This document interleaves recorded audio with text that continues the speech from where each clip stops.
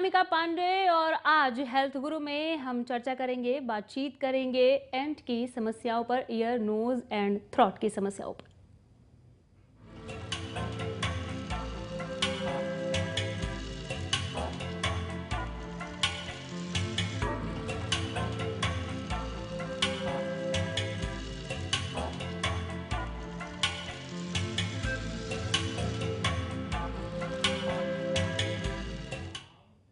और आज हेल्थ गुरु में इस खास चर्चा में शामिल हो रहे हैं हमारे साथ डॉक्टर जांगवाल। बहुत बहुत स्वागत है आपका हमारे स्टूडियो में, आपने हमें समय दिया, आपका बहुत बहुत स्वागत है। आपके साथ बातचीत को आगे बढ़ाएंगे, लेकिन उससे पहले देखते हैं ये रिपोर्ट।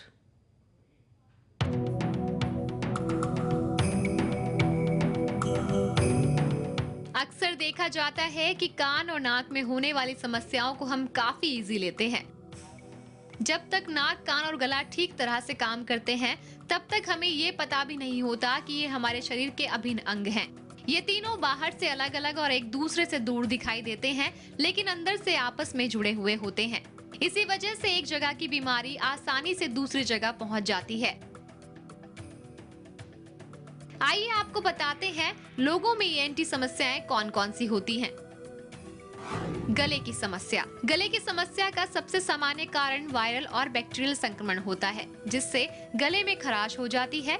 ज्यादातर लोगों में गले की खराश वायरस के कारण होती है। ये वायरल संक्रमण खुद को गले तक सीमित कर लेता है और एक हफ्ते या उससे कम टाइम में अपने आप ही चला जाता है। सर्दी या फ्लू। गला आम सर्दी और फ्लू से प्रभावित होता है। गले में खराश के अलावा सर्दी से लोगों को खांसी, छींकने और 102 डिग्री फ़ारेनहाइट तक बुखार हो सकता है और फ्लू में वो 102 डिग्री से अधिक खांसी, उल्टी और मांसपेशियों में दर्द हो सकता है। स्ट्रेप्टोकोकल गले में खराश। स्ट्रेप्टोकोकल गले में खराश के लक्षण आमतौर पर खराब होते हैं और व्यक्ति को निगलने में तकलीफ, गले पर सफेद पैच और तेज बुखार हो जाता है, जिसमें आमतौर पर बहुत दर्द होता है। साथ ही गले में सूजन, पेट में दर्द और उल्टी या लूज मोशन और सिर दर्द होता है। स्ट्रेप्टोकोकल के संक्रमण में एंटीबायोटिक दवाओं के साथ इलाज किया जाना चाहिए और अगर उचित इलाज नहीं किया जाता तो इससे गुर्दे में सूजन या बुखार हो सकता है। कान की समस्याएं। कान की समस्याएं किसी भी उम्र के इंसान को हो सकती हैं। क्योंकि गला, नाक और कान आपस में जुड़े होते हैं, इसीलिए सर्दी लगने से और गले में खराश होने से भी कान में समस्याएं हो सकती हैं। कान में संक्रमण। कान में संक्रमण से कान में दर्द हो सकता है और कान में पस पड़ सकता है। उचित इलाज नहीं कराने पर बहरापन और जटिलताएं पैदा हो सकती हैं। कान वैक्स। वैक्स कान की नहर में उत्पन्न होता है और ये बाहरी कान नहर की त्वचा की रक्षा और मॉइस्चर करने के काम आता है।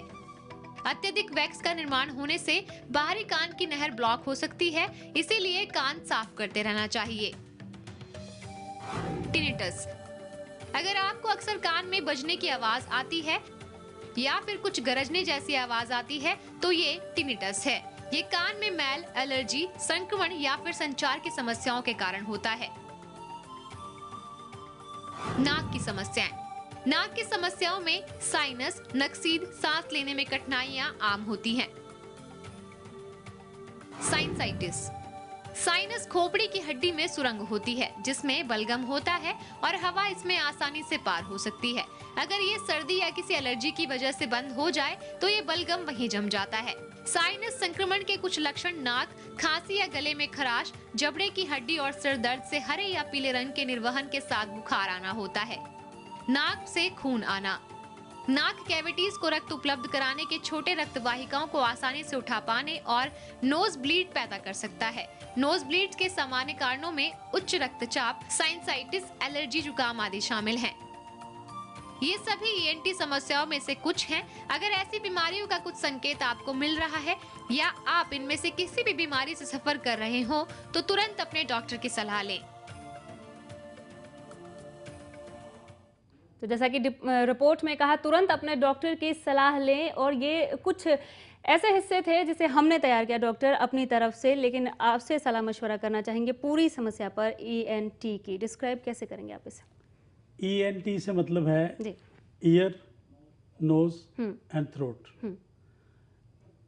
बेसिकली हैं तो ये तीनों अलग अलग देखने में शरीर के अलग अलग अंग दिखते हैं, लेकिन पीछे से तीनों जुड़े हुए हैं जी। थ्रोट जो है पीछे से नेजोफेरिंक्स, नाक के साथ जुड़ा रहता है। नेजोफेरिंक्स जो है वो पीछे से कान के साथ जुड़ा रहता है, जी। यूस्टेशन ट्यूब के साथ। तो इसलिए ये तीनों में कहीं भी कोई भी डिजीज़ अगर होती है तो वो आसानी से दूसरी जगह भी पहुंच जाती है और दूसरी जगह भी जाके पेशेंट को दूसरी बीमारी भी दे सकती है। जी, आप कह रहे हैं कि ये तीनों पीछे से एक दूसरे से जुड़े होते हैं, तो कोई भी बीमारी, अगर नाक की बीमारी है तो कान से भी रिलेटेड हो सकती है। 100% कोई हो एक जाती है। Example doctor? जैसे कि किसी आदमी को जुकाम रहता है, बार बार जुकाम रहता है, तो बार बार जुकाम होने से उसको क्या होता है कि एक ट्यूब होती है नाक कान की, जिसको हम यूस्टेचियल ट्यूब बोलते हैं। जनरली उसमें हवा रहती है जी। वो कान से ना पीछे नेजोफेरिंक्स में खुलती है, मतलब नाक के ऊपरले हिस्से में वहाँ वो खुलती है, क्योंकि वो आगे से सूज जाता है जी। जुकाम की वजह से। जो म्यूकस मेम्ब्रेन है नाक की वो सूज जाती है, तो वो ट्यूब आगे से बंद हो जाती है। जी। जैसे ट्यूब ब्लॉक हो जाएगी उसके पीछे पानी खड़ा हो जाता है। Stagnation leads to infection. जी। जी। तो जैसे स्टैग्नेशन हो जाएगी तो पीछे इन्फेक्शन, तो उस आदमी को बाद में कान की बीमारी हो जाती है, क्योंकि कान का जो पर्दा होता है वो ट्यूब पर्दे और इंटरनल ईयर के बीच में होती है। तो कान को भी हम 3 हिस्सों में डिवाइड करते हैं, मिडिल ईयर में होती है जी। तो वो जब बैलेंस, उस आदमी को कान में दर्द शुरू हो जाती है, साइनस नाक में है या चीक में है या फ्रंटल साइनस है, लेकिन पेन उसको कान में हो जाएगी। जी। जी।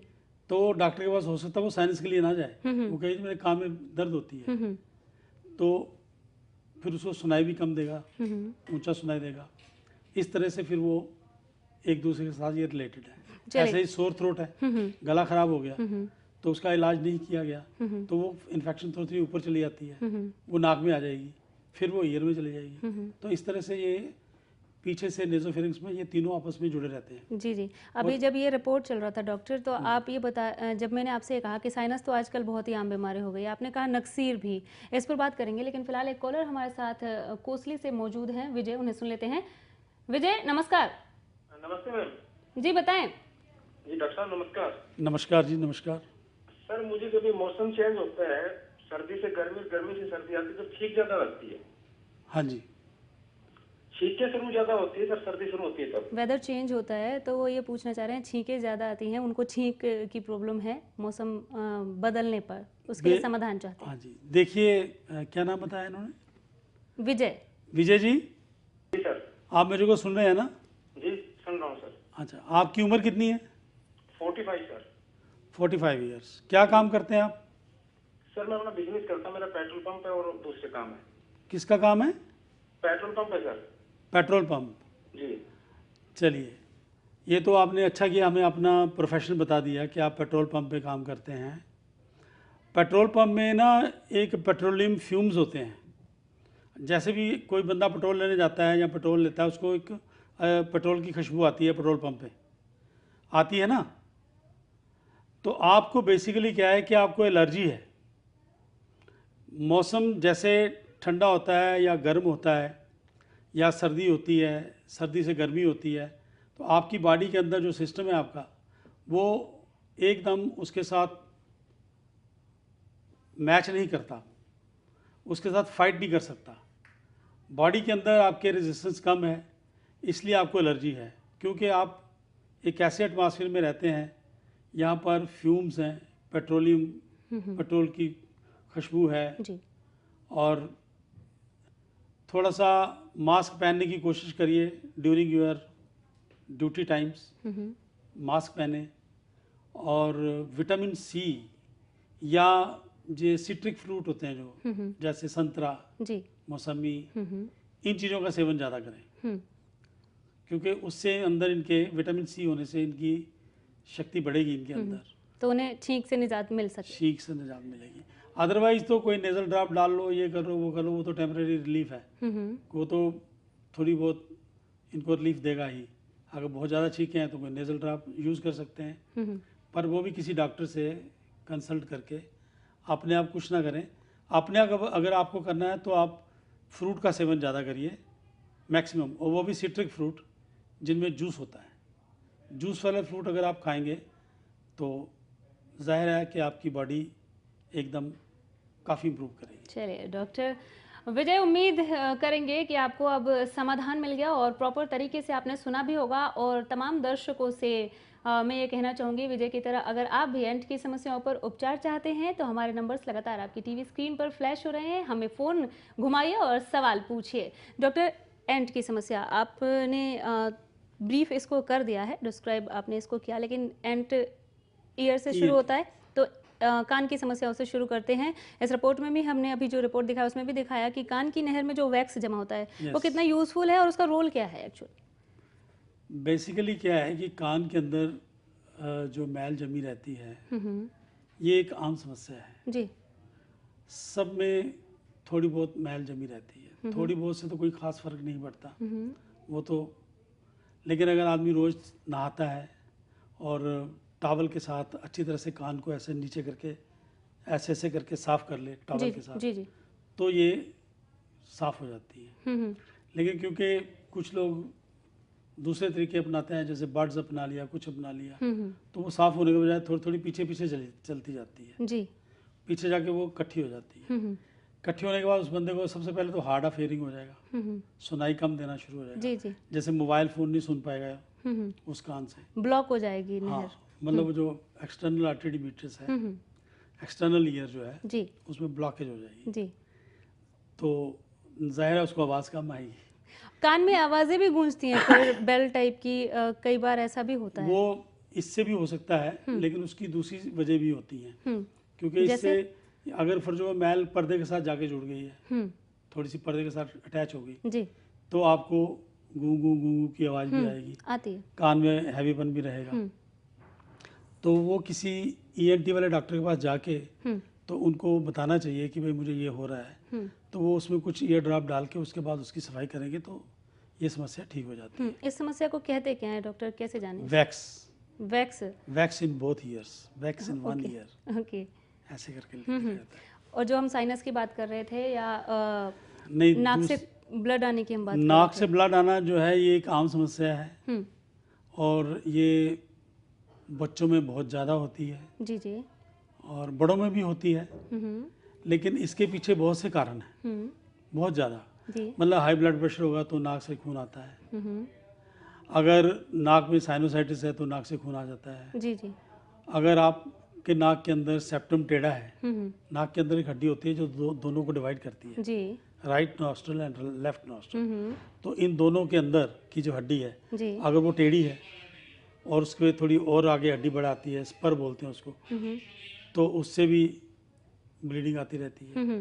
तो ये सब चीज़ें जो है मतलब, और काफ़ी जैसे ब्लड की कोई बीमारी है, किसी का ब्लड थिन है, थैलीसीमिया या कुछ परपूरा या कुछ ऐसी बीमारी है, आजकल जैसे डेंगू बहुत चल रहा है, डेंगू में प्लेटलेट काउंट कम हो जाता है तो उससे भी ब्लीडिंग हो जाती है। चलिए, साइनस और ये जो नाक से ब्लड आ रहा है, इन दोनों पर ही आपसे उपचार भी जानने की कोशिश करेंगे कि क्या हम घर में बैठकर भी उपचार अपने तौर पर कर सकते हैं, कोई फर्स्ट एड की अगर हम बात करें तो। फिलहाल हमारे साथ गुड़गांव से एक कॉलर जुड़ गई हैं, अंजू, उन्हें सुन लेते हैं। अंजू नमस्कार। नमस्कार जी, पूछिए अपना सवाल। पूछना ये था कि मेरे हस्बैंड के 8-10 साल हो गए हैं, तो उनके कान में से ना जूजू की आवाज आती है कि एक बार पटाखा बजा था जी, तो पटाखे से एकदम आवाज आई तो उनका कान एकदम आवाज, उसमें आवाज जैसे अलग से जैसे स्टोव की आवाज होती है ना, वैसे कॉन्टिन्यूस वो चलती रहती है। हमने सब चेक करा लिया था, कोई कान के अंदर कोई ऐसी प्रॉब्लम नहीं है, मतलब जैसे वैक्स है या कुछ है, कुछ भी नहीं है, लेकिन जैसे डिस्टरबेंस होती है, बाहर कुछ शोर होता है तो और बढ़ जाता है, और वो कान के अंदर या कुछ मेंटल स्ट्रेस होता है तो और बढ़ जाता है वो जी। तो कान में से सुनाई भी कम देता है, उसमें से ना के बराबर सुनाई देता है। जी, डॉक्टर, अंजू से जुड़ा हुआ सवाल मैंने पूछा था, लेकिन इनके सवाल से ये स्पष्ट है कि यहाँ पर वैक्स का प्रॉब्लम नहीं है, तो क्या वैक्स ना होने से भी गूं गूं की आवाज़ आती है और आवाज़ सुनाई? देखिए, इनमें इन्होंने बताया कि एक बार कोई जोर का बम फटा या कोई धमाका हुआ, बहुत जोर का नॉइस हुआ, शोर हुआ बहुत जोर का, जिसकी वजह से उनके कान के अंदर ये समस्या पैदा हुई। जी जी। तो एक्चुअली बेसिकली इसको हम बोलते हैं नॉइस ट्रॉमा, मतलब कि शोर की वजह से कान के अंदर इंजरी हो गई जी। लेकिन इस केस में अगर इन्होंने सारे टेस्ट कराए होंगे तो ये डिजीज़ इंटरनल ईयर में जाके रुकती है जी, या मिडिल ईयर में, तो इंटरनल ईयर में क्या होता है कि कॉकलिया होता है जिससे हम सुनते हैं, फिर आगे नर्व होती है जी जो ब्रेन को जाती है, और वो आगे हमें वॉइस जो है ब्रेन तक ले जाती है, वहाँ इसकी डिकोडिंग होती है। तो इनका वो जो पैसेज है ना, जी नर्वस सिस्टम का जो पैसेज है स्टार्टिंग फ्रॉम कॉकलिया टू, उसमें कहीं ना कहीं वो साउंड की वजह से डैमेज हुआ है। जी और उसके लिए इनको पूरी अच्छी तरह से थारो जांच होनी चाहिए, और उसके बाद उसका उपचार भी होता है, क्योंकि आजकल कॉकलिया ट्रांसप्लांट होता है। जी जी अगर कॉकलिया डैमेज है तो कॉकलिया उसमें डाला जा सकता है। मतलब अंजू जो ये कह रही हैं कि तमाम डॉक्टर से वो चेक करा चुकी हैं, टेस्ट करा चुकी हैं, फिर भी कोई फ़ायदा नहीं है, तो अभी भी मतलब उनके पास विकल्प है, आगे इलाज हो सकता है। विकल्प है, क्योंकि अभी इन्होंने पूरे 100% टेस्ट नहीं कराए। 100% नहीं कराया है, ये लाइलाज नहीं है अंजू, आपको डॉक्टर को कंसल्ट करने हाँ, की बिल्कुल, जरूरत आप है, ENT इलाज संभव है जैसा कि डॉक्टर बता रहे हैं। बिल्कुल। करनाल से एक और कॉलर हमारे साथ इस वक्त ऑनलाइन पर मौजूद हैं, अशोक, काफी देर से वेट कर रहे हैं, उन्हें पहले सुन लेते हैं। अशोक नमस्कार। नमस्कार जी। कैसे हैं आप? ठीक है जी। जी पूछिए अपना सवाल। ऐसे है जी, हमारा एक बच्चा है 6-7 साल का, उसका कान बहता रहता है, 24 घंटे पानी पानी गंदा सा निकलता है, और इलाज भी करा लिया, दवाई हम ले ली, ठीक नहीं हो रहा थी जी। उसके बारे में बताइए आप। बच्चों के साथ ये काफी आम समस्या है, ज्यादातर ऐसे मामले दिखते हैं डॉक्टर। हाँ जी, बच्चों में कान बहने की समस्या खासकर रूरल एरिया में ज़्यादा है, अर्बन में थोड़ी कम है। जी जी सही। तो ये हाइजीनिक समस्या होती है थोड़ी सी। लेकिन इस केस में पर्टिकुलर इस केस में ये बच्चे की उम्र 6 साल बताई है इन्होंने, और कब से ये कान बह रहा है? करीबन 2-3 साल से बह रहा है इसका कान बच्चे का, जी जी जैसा उन्होंने बताया है। तो ये हो गया क्रॉनिक सपोरेटिव ओटाइटिस मीडिया, मतलब इस बीमारी को हम ऐसे बोलते हैं। जी जी। अब इस केस में इनको रेगुलरली डॉक्टर के पास जाना चाहिए, नहीं तो क्या होगा कि वो जो पस निकलती है उससे भी उसके कान के अंदर 3 हड्डियां होती हैं जो शरीर की सबसे छोटी हड्डियां हैं। कान के अंदर 3 हड्डियां जो ड्रम और कॉकलिया के बीच में 3 हड्डियां होती हैं, जी शरीर की सबसे छोटी हड्डियां होती हैं। वो हड्डियां जो हैं वो आस्ता आस्ता गलनी शुरू हो जाती हैं उस पस की वजह से। उस पस की वजह से। जी। तो कान इनका हमेशा ड्राई रहना चाहिए, अच्छे डॉक्टर को दिखाना चाहिए, ENT वाले को, और इसका रेगुलरली ट्रीटमेंट करवाएं तो ये बच्चा ठीक हो जाएगा। सुना आपने अशोक, समस्या अभी गंभीर नहीं है, लेकिन अगर आप रेगुलर डॉक्टर के पास जाते हैं, कान की अच्छी साफ सफाई रखते हैं, कान आपने कहा ड्राई इनको रखना होगा, और अच्छा इलाज लेते हैं, आपको डॉक्टर को कंसल्ट करने की जरूरत है, तो मामला आगे भी जाकर गंभीर नहीं होगा। हमारे साथ एक कॉलर इस वक्त ऑनलाइन पर मौजूद है, मैं आवाज नहीं सुन पा रही उनका, अगर PCR एक बार फिर से बताए। PK पाल हमारे साथ ऑनलाइन पर मौजूद हैं, बहुत बहुत स्वागत है आपका, पूछिए अपना सवाल। नमस्कार मैडम। नमस्कार, कैसे हैं आप? ठीक मैडम जी, विजय पाल बोल रहा हूँ सकते। जी पूछिए अपना सवाल आप। मैं कह रहा हूँ कि मुझे नाक में बहुत ज्यादा प्रॉब्लम रहती है। एक बार तो ऑपरेशन दिखवा चुका हूँ हिसार में, गिरधर हॉस्पिटल के अंदर। मेरे नाक के में मांस बढ़ गया था, मेरी नाक से खून भी आता है जी, कान में खुजली रहती है, गला एकदम खराब रहता है जी। तो जी कितनी प्रॉब्लम है जी मेरे को जी? इनको एंट की टोटल समस्या है। ये कहाँ पर क्या काम क्या करते हैं? मैं पहले तो ऐसे ही एक फैक्ट्री में काम करता था, इसके बाद तो फिलहाल घर से हुई जी मैं। ठीक है, आपकी जो समस्या है बेसिकली ये एलर्जिक है जी। ये जहाँ भी कहीं काम करते होंगे किसी फैक्ट्री में, जी वहाँ कोई फ्यूम होंगे या धुआं होगा या डस्ट मिट्टी होगी, कुछ इस तरह के एनवायरनमेंट से जो गुजरे हैं कि इनको एलर्जी डेवलप होगी, नेज़ल एलर्जी। जी। नेज़ल एलर्जी होने से नेज़ल पॉलिप हो गए, इनको नाक के अंदर पॉलिप बन गए, और वो पॉलिप जब निकाले गए वो दोबारा फिर बन जाते हैं जी। क्योंकि अगर आपने एटमॉस्फेयर चेंज नहीं किया फिर वापस उसी एटमॉस्फेयर में जा रहे हैं आप तो दोबारा बन जाएंगे। जी। बेसिकली इनको अपना एलर्जी का इलाज करवाना चाहिए। जब एलर्जी ठीक होगी तो ये समस्या अपने आप इनकी ठीक हो जाएगी सारी की सारी। उम्मीद करते हैं आपको बेहतर समाधान जिसके आपको उम्मीद थी और आपने हमें कॉल किया वो मिल गई होगी। गुड़गांव से जय इस वक्त लाइन पर मौजूद हैं, उन्हें सुन लेते हैं। जय कैसे हैं आप? नमस्कार मैम, ठीक हूँ, फर्स्ट क्लास। जी पूछिए अपना सवाल। बेसिकली मेरा क्वेश्चन ये था कि नॉर्मली हम लोग कान को साफ करते हैं तो उसके लिए ईयरबड्स हम यूज कर लेते हैं, लेकिन प्रॉब्लम ये आता है कि जब बहुत ज्यादा मैल रहता है कि अंदर से हम लोग निकाल नहीं पा रहे हैं उसको, जी तो उसके लिए कोई प्रॉपर ऐसा कोई सॉल्यूशन है या फिर डॉक्टर से ही उसको साफ कराएं? नहीं नहीं, सोल्यूशन है, उसका सोल्यूशन है। ईयरबड से कान साफ करना तो मैं तो एडवाइस नहीं करता, मेरी पर्सनल राय है। दिस नॉट, वही जो आप पहले कह रहे थे कि वैक्स पीछे की ओर चला हाँ, जाता है और ब्लॉक हो जाता उससे अच्छा है कि आप तीले के आगे ना थोड़ा सा बड़ा सा रुई लगा के, है। एक तीले का ऐसे रुई से बना के, लंबा सा तीला लेके रुई अच्छी सी तरह उसके आगे लगा के उससे कान साफ करेंगे, वो ज़्यादा बेटर वे है। जॉनसन बड क्या होती है कि वो आगे से थोड़ी सी हार्ड होती है, सॉफ्ट नहीं होती। हार्ड होने से वो जितनी मैल उस पर लगती है, बाकी को वो पीछे पुश कर देती है। जैसे आपने ऐसे कान साफ किया ऐसे करके घुमाया तो जितनी उसको लगी लेकिन जो आगे वाली मैल है और आगे चली जाती है, फिर आगे जाएंगे और आगे चली जाएगी। लेकिन डॉक्टर कुछ खास फर्क तो उसमें भी नहीं है ना? अगर तिले के आगे हम कॉटन लगा के करते हैं तो वो तो ईयरबड की शक्ल ले लेता है वो भी। नहीं जी, क्योंकि कॉटन आगे से सॉफ्ट रहता है। जब आप तीले के आगे कॉटन लगाते हैं जी जी तो आगे से सॉफ्ट होता है, तो वो पुश नहीं करेगा, वो मैल को अपने साथ लपेट के बाहर खींच लेगा। जी। और जब भी कान साफ करना हो, अगर आप खुद करना चाहते, वैसे तो खुद करना नहीं चाहिए, डॉक्टर के पास जाना हाँ, चाहिए। लेकिन अगर खुद कर ही रहे हैं आप तो कोशिश करिए कि जब वो मूवमेंट आप करते हैं घुमाने की, वो बाहर की तरफ करिए। जी, मतलब घुमाते हुए अंदर मत जाइए, घुमाते हुए बाहर आइए, वो साफ ताकि करने जो का भी चीज़ बेहतर है वो तरीका। उसके साथ लगे बाहर आ जाए, ऐसे ऐसे घूम के बाहर आ जाए। चलिए, बहुत ही अच्छी चर्चा चल रही है डॉक्टर। एक विराम यहाँ पर हमें लेना पड़ेगा। एंड के तमाम समस्याओं और उनसे जुड़े उपचार के साथ लौटेंगे एक छोटे से ब्रेक के बाद।